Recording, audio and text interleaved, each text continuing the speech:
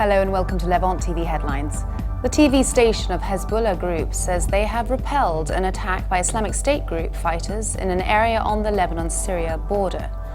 The party of Yemen's former strongman, Ali Abdullah Saleh, a key rebel ally, has welcomed a UN-brokered peace talks due to open in Switzerland at the weekend. Islamic State militants have seized a power plant west of the Libyan city of Sirte, which supplies central and western parts of the country with electricity. A criminal court in Egypt's coastal city of Port Said has sentenced 11 people to death over a 2012 soccer riot that left more than 70 dead and several hundreds injured.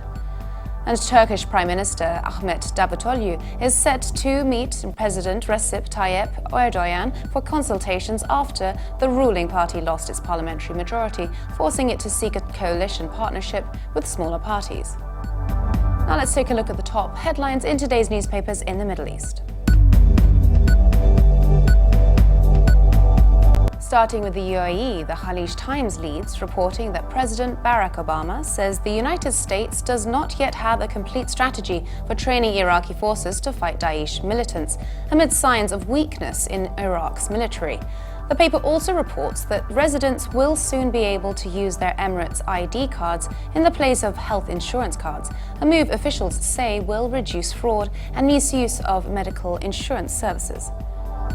Lebanon's Daily Star leads, reporting that ISIS militants attacked several Hezbollah posts on the outskirts of a northeastern border town Tuesday in a failed bid to capture two hills, sparking intense clashes that killed a number of jihadis.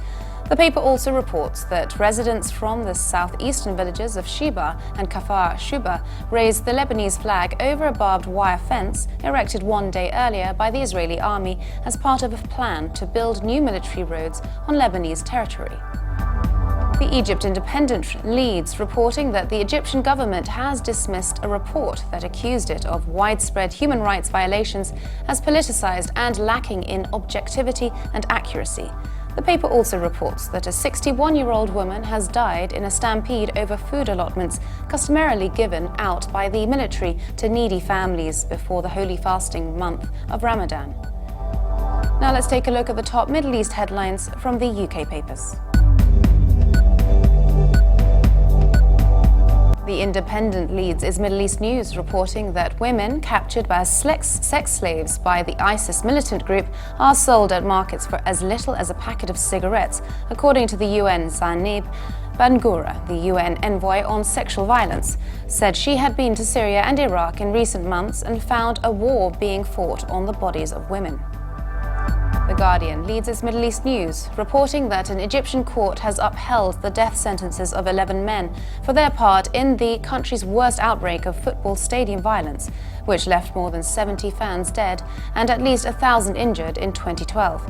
The court, whose session was televised live, sentenced one of the men to death in absentia, and 21 people were found innocent.